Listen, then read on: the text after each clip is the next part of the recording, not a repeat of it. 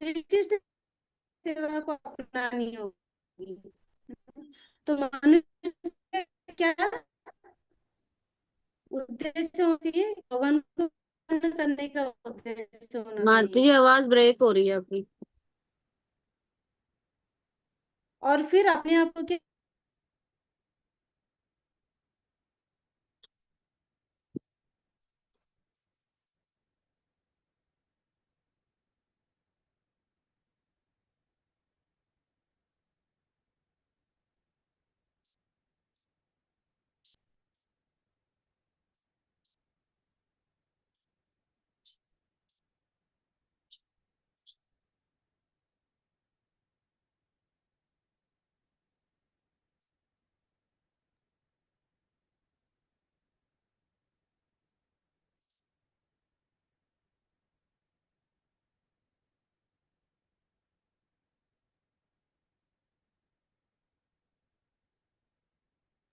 हरे कृष्णा माता जी, आवाज नहीं आ रही।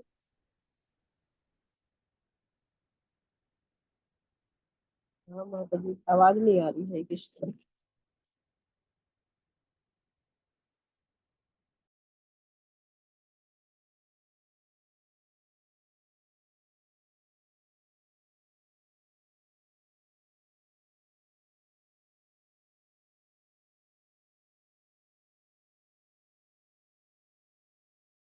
हरे कृष्णा माता जी। जी माता जी, अब आ रही है आवाज, पहले नहीं आ रही कैसे थी। कट गया माता जी, मेरी तरफ से कट गया क्या? यस नहीं माता जी, आपकी नहीं, आवाज ब्रेक हो रही थी बहुत ज्यादा, नेटवर्क कुछ ये ऐसा था। ये बह रही है माता जी, ये बह रही है साफ। अब तो आ रही है। अब आ रही हाँ है। अब आ रही है।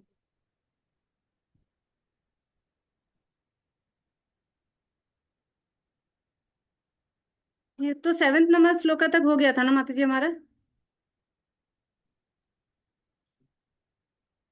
जी माता जी। तो हम क्या चाहते थे कि हम जो पृथ्वी महाराज जो तपस्या कर रहे थे वो भगवान की प्रसन्नता के लिए कर रहे थे, उनका और कोई प्रयोजन नहीं था। तो इसीलिए हमें प्रभुपाद ने क्या दिया कि चैतन्य महाप्रभु ने दिया कि हरे नाम हरे नाम एवं केवलम कलो नास्ते हो गतिरन्यता, है ना। तो हमें क्या है, चैतन्य महाप्रभु का अनुसरण करना है। अच्छा, तो इसमें एक प्रश्न आता है कि महाराज पृथु तो सतयुग में थे, तो महाराज पृथु के समय तो कृष्ण नहीं थे, तो वो कृष्ण की भक्ति क्यों करते थे? कोई भक्त बताएंगे आज का चैप्टर अगर पढ़े होंगे तो। हरे कृष्ण महोदय जी, महाप्रभु जो इसमें देखा था कि हर कंठ में भगवान श्री कृष्ण आते हैं, तो वो पहले से ही चल रही थी भक्ति योनि में कि इसी कलयुग में द्वापर युग में आए हैं तो कृष्ण की भक्ति करेंगे। कृष्ण की भक्ति तो हर कल्प में होती है, पहले से ही चलती है और चलती रहेगी। ये है। क्या प्रभु जी, सुनाई नहीं दिया, आप क्या करें? आपकी आवाज भी बहुत कम है प्रभु जी।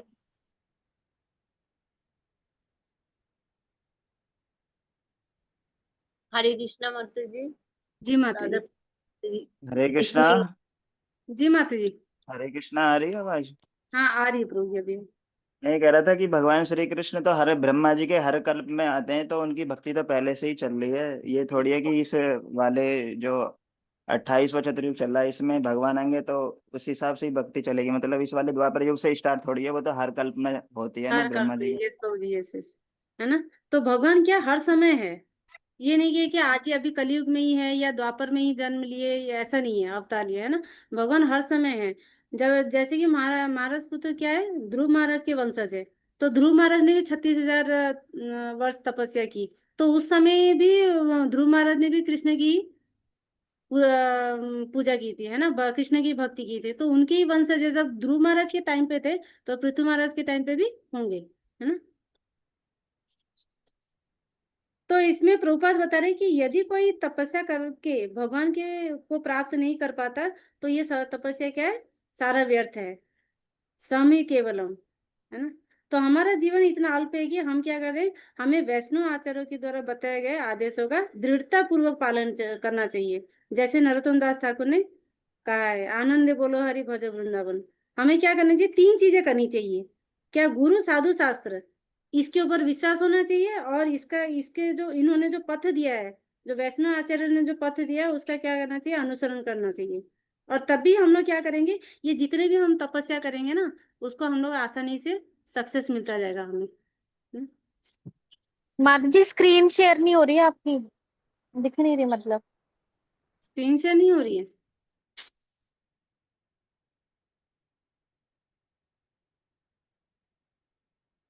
एक मिनट माता जी।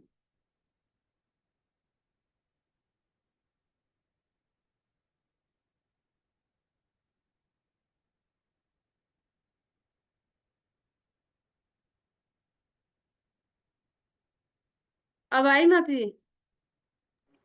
यस माता जी। अब आई।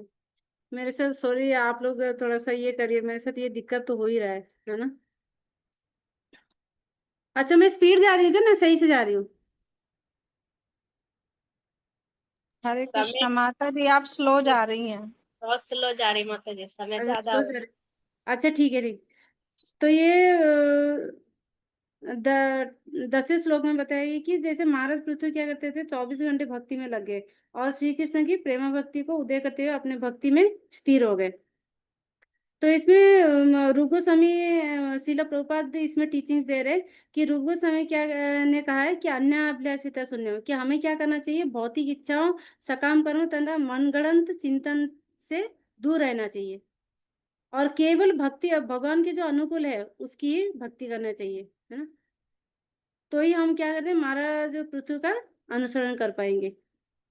और फिर श्लोक नंबर 11 में बताया गया, इस तरह से महाराज पृथ्वी का मन शुद्ध हो गया। जैसे उन्होंने ऋषि मुनियों का आदि अनुसरण किया तो उनका क्या है, मन शुद्ध हो गया और वे पूरी तरह से विरक्त हो गए और समस्त संशयों से परे हो गए। फिर इस तरह से क्या हो गया, मिथ्या अहंकार तथा जीवन के भौतिक बोध से मुक्त हो गए, है ना? और फिर प्रभुपाद बता रहे कि इस समय हमारा संपर्क क्या है, भौतिक शरीर, भौतिक मन तथा भौतिक बुद्धि से बना हुआ है।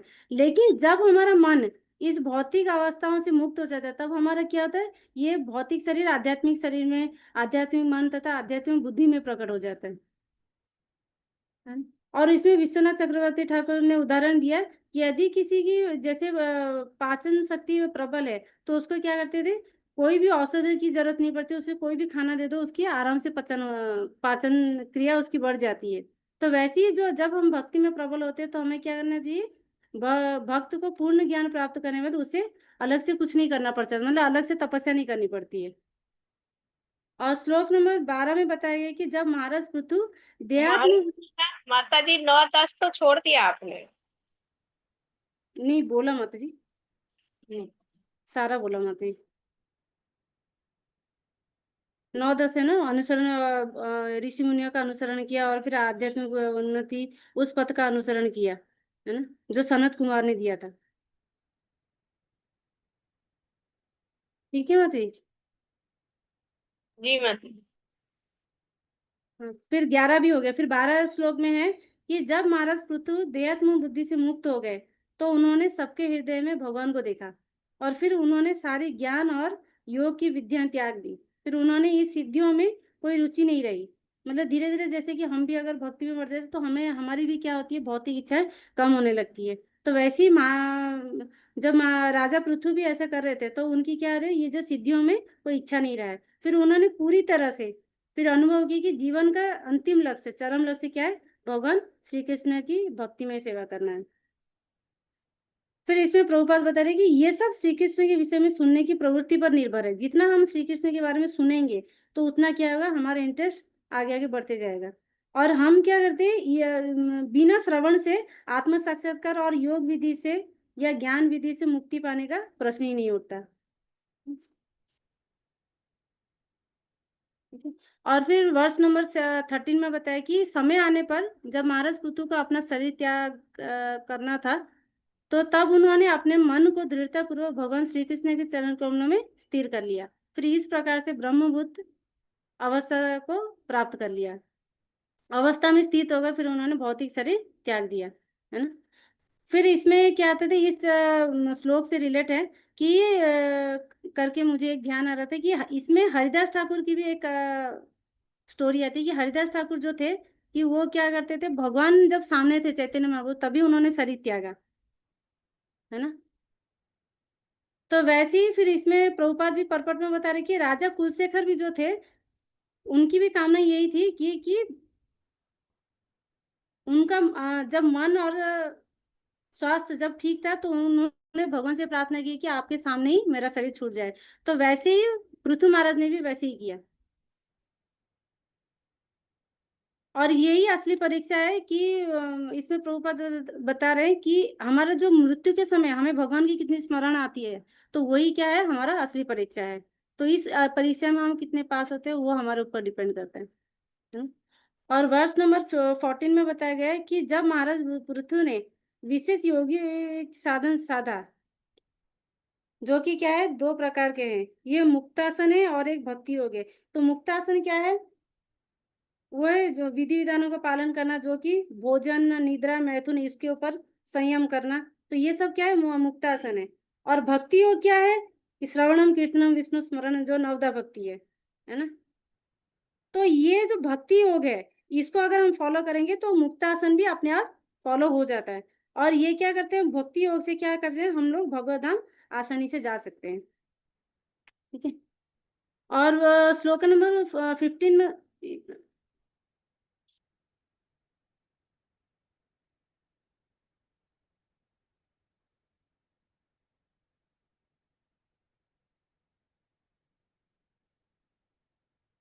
ठीक है मधुर, है ना।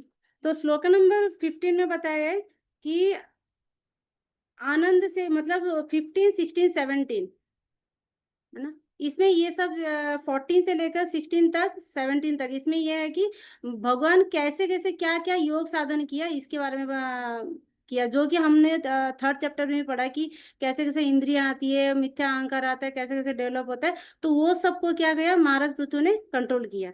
तो 15 नंबर श्लोक में हम देखेंगे कि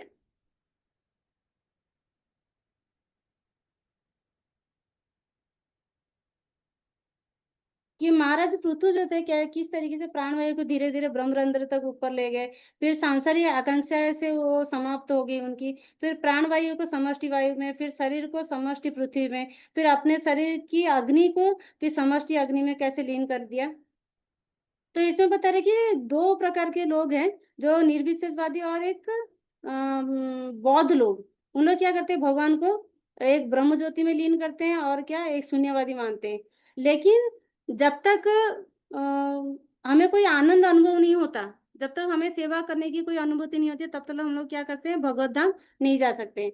तो ये क्या करते हैं, इसीलिए ये जो निर्विशेषवादी है, ये बौद्ध लोग हैं, जो शून्यवादी निर्विशेषवादी, ये दोनों क्या करते हैं, वापस इनका जब खत्म हो जाता है वैकुंठ लाभ, इन लोग ब्रह्म ज्योति तक रहते हैं। फिर उन्हें, क्योंकि उन्हें सेवा का आनंद नहीं मिलता ना, फिर उन्हें भौतिक जगत में फिर से आना पड़ता है। लेकिन एक भक्त जो है वो क्या करता है, एक बार वैकुंठ धाम जाने के बाद वो पृथ्वी लोक में नहीं आता। फिर श्लोक नंबर 16 में बताया गया है कि इस प्रकार से जीवात्मा माता के गर्भ में प्रवेश करता है। तो यथास्थान विभाग सा, ये जो मेन बताया गया है कि मनुष्य की क्या सृजन की प्रक्रिया समझनी चाहिए, ताकि हम भौतिक कलमश से मुक्त हो सके, है ना। भौतिक कलमश से मुक्त होने के लिए हमें क्या करना पड़ेगा, ये भगवान की सारी प्रक्रिया को हमें समझनी पड़ेगी। तभी हम महसूस कर पाएंगे कि, और हमें ऐसा नहीं करना चाहिए कि जैसे महाराज पृथ्वी है ना, कि अपनी यह रक्त और शरीर के द्रव्य को समष्टि जल में कर दिया, फिर पृथ्वी को जल में, फिर जल को अग्नि में, फिर अग्नि को वायु में, फिर वायु को आकाश में। ये सब करते हुए उन्होंने अपने आप को लीन कर दिया। तो ये तरीका क्या है, हमें बहुत कष्ट है। तो इसीलिए हमें ये प्रक्रिया को समझ के फिर हमें क्या करना चाहिए, भौतिक कर्म से दूर रहना चाहिए। और जब समझेंगे तो अपने आप ही हमारा क्या होगा, हम इससे मुक्त हो सकते हैं। फिर श्लोक संख्या 17 में बताया गया है कि यदि हमें भौतिक कलमश से मन को धोना है तो क्या करना है, चैतन्य महाप्रभु की शिक्षा को ग्रहण करना होगा। पहले क्या करना है, चेतो दर्पण मार्जनम, जैसे पहले श्लोक में दिया गया है कि चेतो दर्पण मार्जन। अगर हम चित्त को अगर मार्जन करेंगे तो हम क्या करेंगे, इस विधि से फिर श्री कृष्ण संकीर्तनम, मतलब इस विधि से हम लोग आराम से क्या कर सकते हैं, हम लोग हरि नाम जप कर सकते हैं और भगवान को प्रसन्न कर सकते हैं।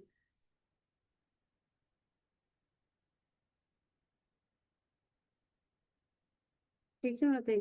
तो इसमें ये एक लेक्चर में मैंने सुना था कि सारंग ठाकुर जो है, जो हरदोई स्वयं महाराज बता रहे थे कि हम लोग क्या करते हैं, सारंग ठाकुर नहीं है कि जो अपने आप ही हम लोग एक मृत शरीर को भी हम लोग जीवित कर सकते हैं, है ना। उस दिन सुंदर गोपाल प्रभु जी बता रहे कि हमारे पास ये क्वालिटी होना चाहिए कि हम भगवान की लीला को समझे, और समझेंगे तभी हम लोग क्या करेंगे, चित्त को मार्जन करते हैं, हम लोग क्या करेंगे, श्री कृष्ण संकीर्तन मतलब संकीर्तन तक पहुंच सकते हैं।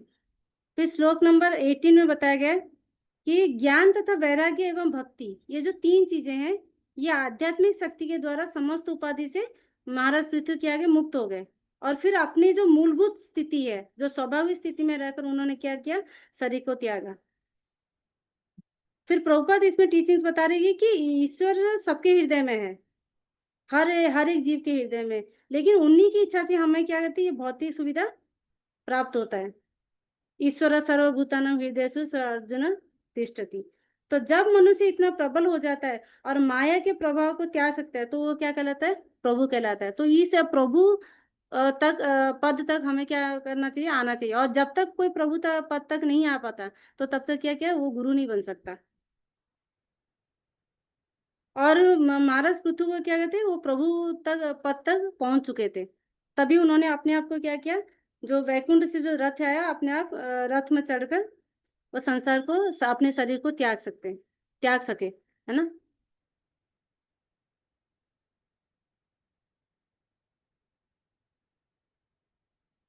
ठीक है, और फिर वर्ष नंबर 19 में,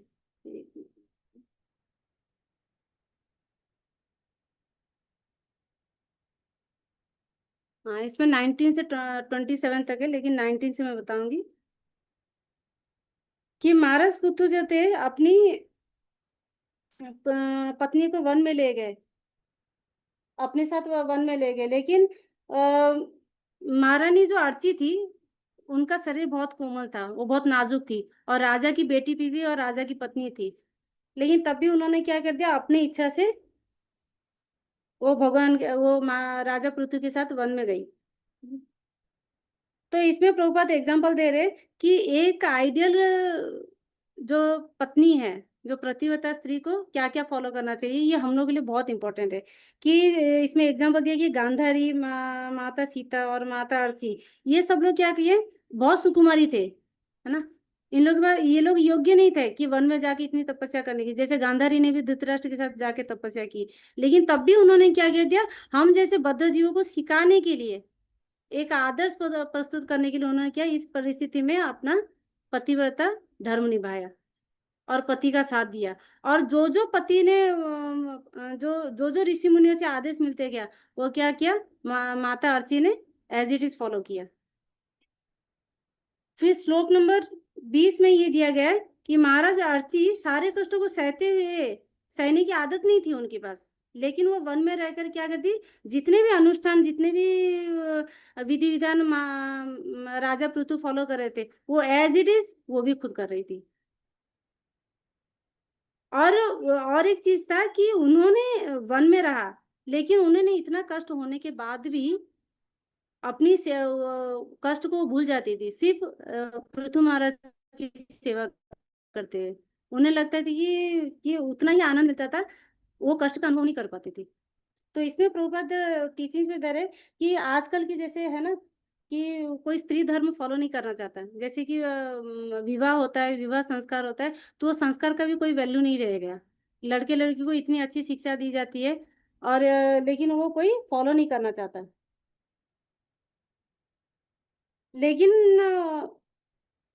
इसमें बता रहे कि अगर जो हमारा वर्णाश्रम प्रणाली है, अगर कोई पति करना चाहता है, तो हमें क्या करना चाहिए, पत्नी को भी उसका अनुगमन करना चाहिए।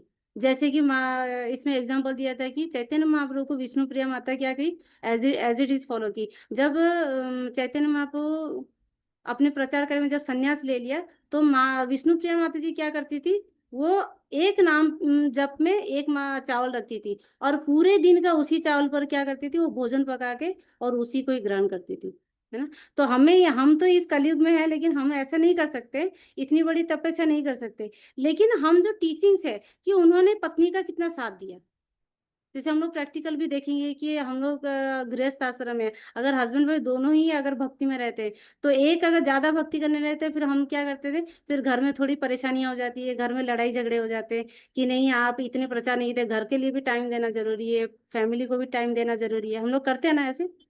तो ये सब चीज में थोड़ा सेक्रीफाइस करना पड़ेगा, है ना। तो ये भी हमारे लिए एक तपस्या ही है, एक वाइफ होने के नाते, है ना।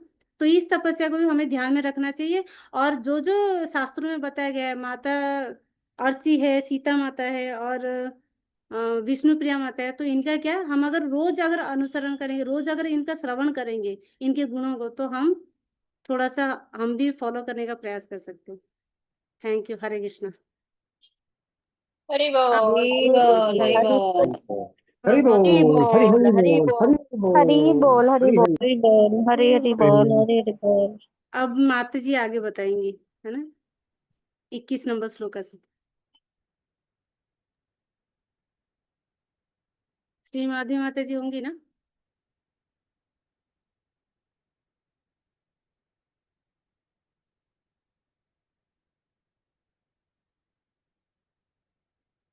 श्री माधवी माता जी नहीं है क्या?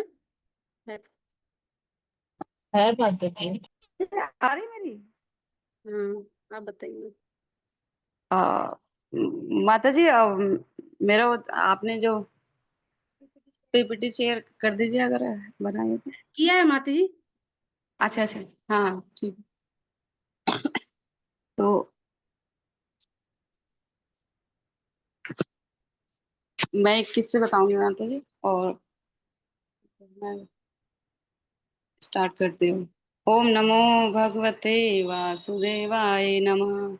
ओम नमो भगवते वासुदेवाय नमः। ओम नमो भगवते वासुदेवाय नमः।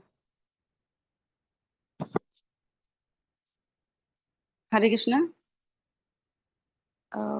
माता जी, मेरी आवाज ठीक आ रही है ना? जी माता जी आ रही है। आ रही है। अच्छा, ठीक। अब हम जानेंगे श्लोक 21 और 22 में अर्- अर्ची माता पृथु महाराज के विलाप। तो जब अर्ची माता ने पृथु महाराज को देखा, तो उन्हें लगा कि जीवन के कोई भी लक्षण उनमें नजर नहीं आ रहे थे। मतलब उनको लगा कि पृथु महाराज ने अब शरीर अपना त्याग दिया है। तो उन्हें थोड़ा विलाप हुआ। वो विलाप करने लगी। मतलब थोड़ा सा होता ही है कि हाँ, वो तो बहुत समझदार थे, तो उन्होंने थोड़ा विलाप किया। उसके बाद उन्हें ये समझ आ गया कि पृथु महाराज वैसे तो उन्होंने शरीर त्यागा, क्योंकि वो तो कहीं गए नहीं है तो यही। लेकिन फिर भी होता है थोड़ा सा। तो फिर अर्ची माता ने अपने आप को संभाला। और फिर उसके बाद अर्ची माता ने देह कर्म समाप्त करके समाप्त किया। और फिर स्नान किया। उसके बाद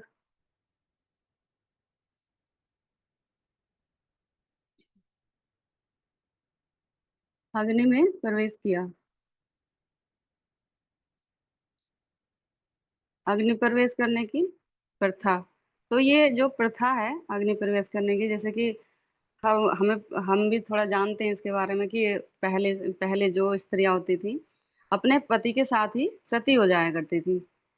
लेकिन वो उनकी अपनी मर्जी होती थी। और उसके बाद फिर कुछ टाइम बाद मतलब ऐसा हुआ कि जो जो जैसे कि किसी स्त्री के पति मर जाते थे, तो उनको जबरदस्ती मतलब ढकेला जाता था। मतलब ये कहा जाता था कि उनको भी सती होना चाहिए जबरदस्ती। तो फिर उसके बाद थोड़े टाइम बाद ये प्रथा बंद बंद कर दी गई। इस तरह तो ये प्रथा फिर फिर ये श्लोक संख्या 23 और 24, इसमें इसमें बता रहे हैं कि जो देव पत्नियां थी उनको वो मतलब वो अपने लोक से देख रही थी, जैसे चंद्रलोक, सूर्यलोक और कई लोक से, स्वर्गलोक से देख रही थी कि माता अर्ची जो थी वो बिल्कुल भी भयभीत नहीं हो रही थी वहां पे, मतलब ये सब करके किया उन्होंने। और वहां से देवताओं की जो पत्नियां थी वो फूलों की वर्षा कर रही थी।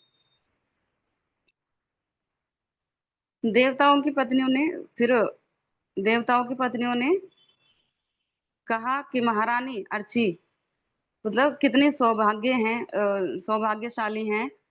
और यहाँ पर माता जी एक एग्जाम्पल भी है, जैसे कि कह रहे हैं कि माता अर्ची जो है कितनी सौभाग्यशाली हैं कि रुक्मणी की तरह वो सेवा करती थी। रुक्मणी का एग्जाम्पल दिया है यहाँ पे कि रुक्मणी की तरह, जैसे रुक्मणी द्वारकाधीश भगवान जैसे कृष्ण भगवान है, उनकी कितनी मतलब रानियां थी, कितनी पटरानियां थी सेवा के लिए, लेकिन फिर भी माता रुक्मणी माता रुक्मणी स्वयं उनकी सेवा करती थी। इसी तरह से जैसे विष्णु विष्णु भ- अ, विष्णु भगवान है तो उनके ल- लक्ष्मी जो थी उनकी उनकी सेवा में हर समय अग्रसर रहती थी, और वो स्वयं उनकी सेवा करती थी। इसी तरह से अर्ची माता ने भी अर्ची माता ने भी सेवा बहुत अच्छे से सेवा की, और वो भी अर्ची माता जी ने भी उनकी बहुत अच्छे से सेवा की, और नारायण नारायण का अनुकरण कर, कर, करा किया। दोनों ने कृष्ण भक्ति दोनों पति पत्नी ने कृष्ण भक्ति करके लक्ष्मी लक्ष्मी और नारायण का अनुकरण किया।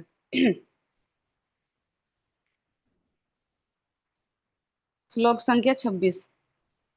देव पत्नियों ने देव पत्नियों का आश्चर्य होना। वह देख रही थी कि पृथु पृथु महाराज और अर्ची अर्ची माता ने अपना आध्यात्मिक शरीर प्राप्त करके अलग अलग विमान में बैठ गए हैं। और देव पत्नियों को बड़ा आश्चर्य हो रहा है यहाँ पे कि मतलब देव पत्नियों ने ऊपर लोक में चले चले गए, वो देख रही हैं कि वो हमसे भी ऊपर वाले लोक में जा रहे हैं। तो उन्हें बड़ा आश्चर्य हो रहा था यहाँ पे कि मतलब जैसे कि वो उनसे भी ऊंचे लोक में जा रही थी, तो उन्हें बड़ा आश्चर्य हो रहा था देव पत्नियों को। तो फिर यहाँ पे बताया कि जैसे कि वो भी वो अपने आप को भी मतलब कह रही हैं कि हम भी इतने भाग्यशाली नहीं है, और ये दोनों जैसे पृथ्वी पर रहते हुए भी वैकुंठ लोक प्राप्त हुआ इनको। तो इस तरह से वो कह रही हैं।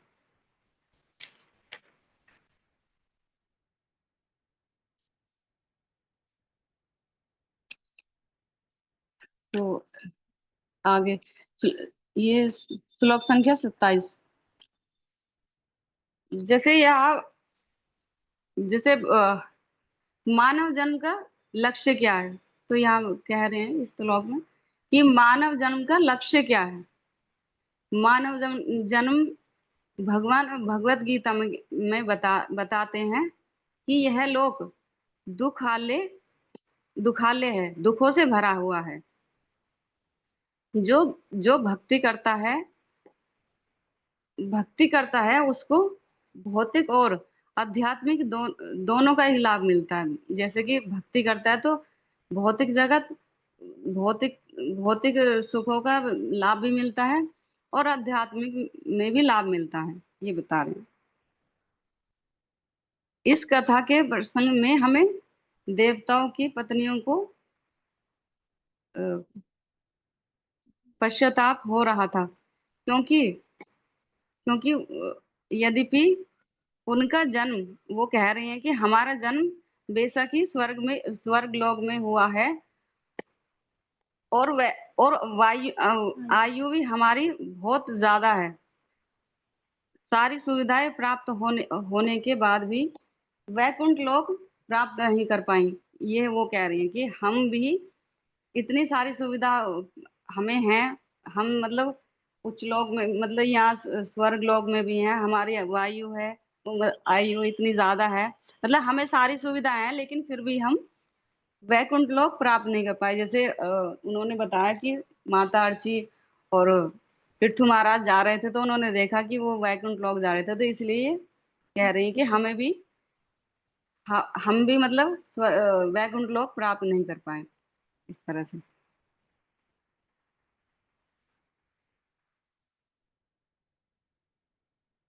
इससे इससे हम यह समझ सकते हैं कि इससे हम यह समझ सकते हैं कि भक्ति करने के लिए मनुष्य मनुष्य शरीर कितना आवश्यक है, कि भक्ति के लिए हमें ये शरीर कितना आवश्यक है। अगर अगर कोई स्वर्ग भी अगर कोई स्वर्ग भी चाहे चाहे जो उसको अपने अपने पुण्य कर्म, जैसे कि अगर अगर किसी को स्वर्ग भी मिल जाए या वो स्वर्ग चला जाता है, तब भी उसको अपने पुण्य कर्म खत्म करके फिर भी पृथ्वी लोक पे आना पड़ता है, ये बता रहे हैं। तो पृथ्वी लोक पे ही आना पड़ता है। श्लोक संख्या 28। यह मनुष्य जीवन हमें सिर्फ और सिर्फ भक्ति के करने के लिए मिला है। जैसे कि हम देखते हैं कि लोग इंद्रिय तृप्ति करते रहते हैं या मतलब और कार्य करते हैं, लेकिन भक्ति की तरफ रुख नहीं करते हैं। इसी तरह से यहाँ बता रहे हैं कि यह मनुष्य जीवन हमें सिर्फ भक्ति के लिए ही मिला है। अगर मनुष्य शरीर पाकर भी, अगर हमें जैसे हम हैं, जैसे कि मनुष्य शरीर पाकर भी हमने भक्ति नहीं की तो यह आत्मघात होगा, जैसे कि आत्महत्या कहलाएगा। तो अगर मनुष्य शरीर पाके भी हमने भक्ति नहीं की तो यह आत्मघात होगा।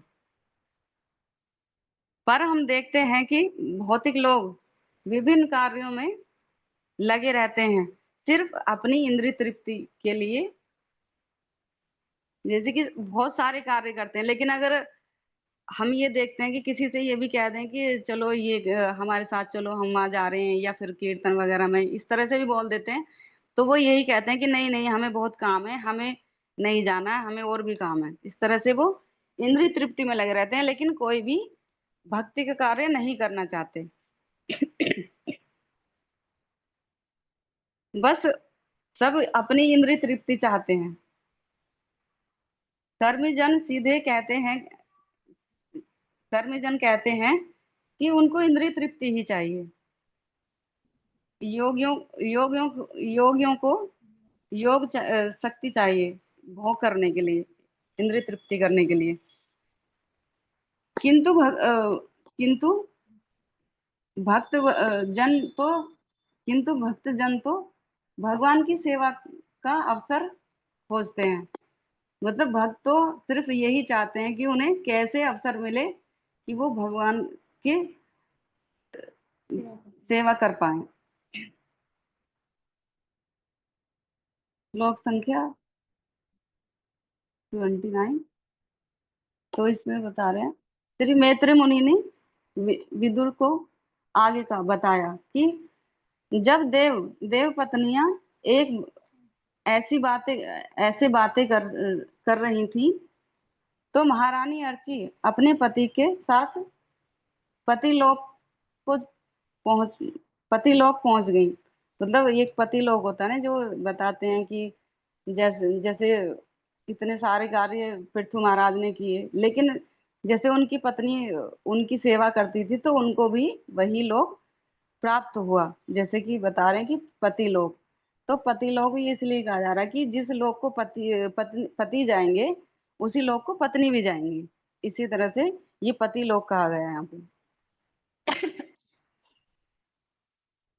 जब कोई स्त्री अपने पति के साथ मर मरती है तो वह उस लोक को जाती है जिस लोक का पति उस लोक को जाती है जिस लोक में पति जाता है। यही नहीं, अगर इस भौतिक संसार में स्त्री अपने पति के साथ मरती है तो वह अगले, ये बता रहे हैं कि वह अगले जन्म में अवश्य ही अपने पति से मिलती है। इसमें ये बता रहे हैं कि अगर अगर इस भौतिक संसार में स्त्री अपने पति के साथ मरती है तो वह अगले अगले जन्म में अवश्य ही अपने पति से मिलती है। जब पति पत्नी साथ में वैकुंठ लोक जाते हैं तो वह बहुत ही सुंदर होते हैं, पर कोई भोग वासना नहीं होती। जैसे कि कोई भी उनकी इच्छा नहीं रह जाती है। तो यही बता रहे हैं इसमें, कोई भोग वासना नहीं होती, कोई संतान, बस भगवान की सेवा करते हैं। कोई संतान नहीं होती और भगवान की सेवा करते हैं।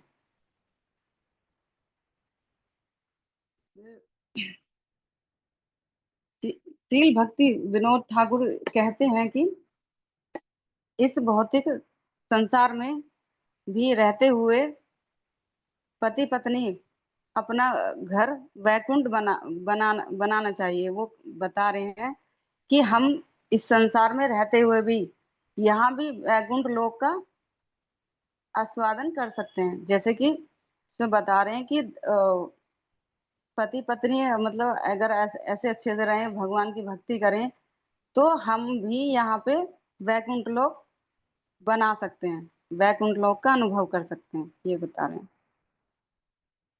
श्लोक संख्या 31 और 32। राजा पृथु को भगवान के ही, यहाँ पे बता रहे हैं कि राजा पृथु को भगवान के ही समान बताया गया है। और जो भी महाराज पृथु की महान गुणों का वर्णन करता है और सुनता है या सुनाता है, वह भी वैकुंठ लोक को जा सकता है।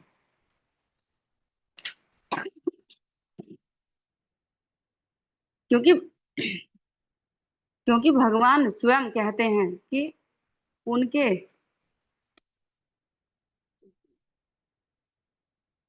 क्योंकि भगवान स्वयं कहते हैं कि उनके भक्तों की सेवा स्वयं उनकी सेवा से बड़ी है। यहाँ भगवान ये कह रहे हैं कि मतलब भगवान ये कह रहे हैं कि मेरी सेवा से भी बड़ी सेवा उन वैष्णवों की, उन भक्तों की है, ये कह रहे हैं। ये चैतन्य फिर यहाँ पे बताया कि चैतन्य महाप्रभु स्वयं गोपियों का नाम जप करते थे। भगवान के भक्त और भगवान में कोई अंतर नहीं होता। और ये 33 और 36 में श्लोक संख्या इसमें बता रहे हैं कि श्रवण तथा कीर्तन का इतना महत्व है कि अगर कोई व्यक्ति पृथु महाराज का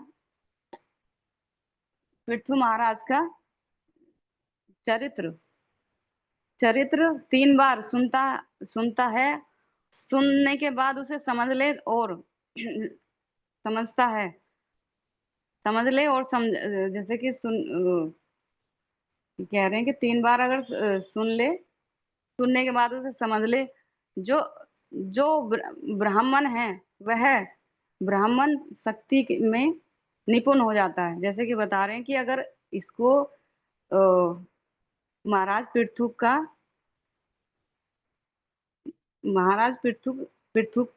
का चरित्र जो है अगर कोई 3 बार सुन लेता है तो जो ब्राह्मण है वह ब्राह्मण शक्ति में निपुण हो जाता है। और फिर बता रहे हैं जो क्षत्रिय है वह संसार का राजा बन जाता है, जो वैश्य है वह पशुओं का स्वामी बन जाता है, शूद्र उच्च कोटि का भक्त बन जाता है। इसी तरह से बता रहे हैं कि जो पृथु महाराज की जो पृथु महाराज की ये चरित्र को सुनता है और जो तो ये सब होता है।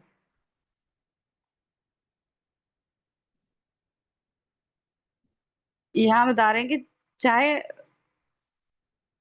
नर हो या नारी, इस वृत्तांत को अगर आदर पूर्वक सुनकर संत, जैसे कि कहते हैं, जैसे इसमें बताया कि अगर आदर पूर्वक सुनते हैं तो जो संतानहीन होता है उसको संतान प्राप्त हो जाती है, जो धनहीन होता है उसको धन मिल जाता है, जो समाज में सम्मानित नहीं है अत्यंत व्याख्यात हो जाता है। यह चरित्र सुनकर अपनी इसमें बता रहे हैं कि यह चरित्र अगर सुन ले तो वो अपनी वायु भी बढ़ा सकता है। यहाँ बता रहे हैं स्वर्ग लोक को भी वो जा सकता है।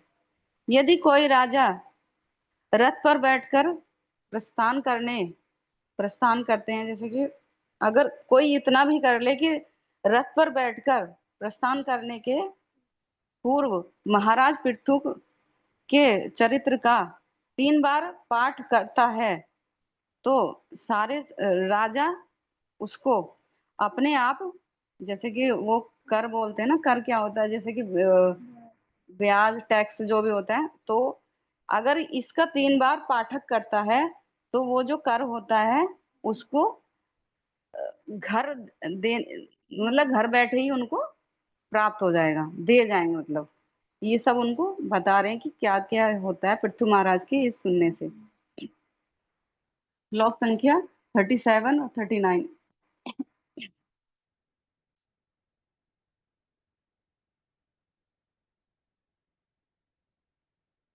हरे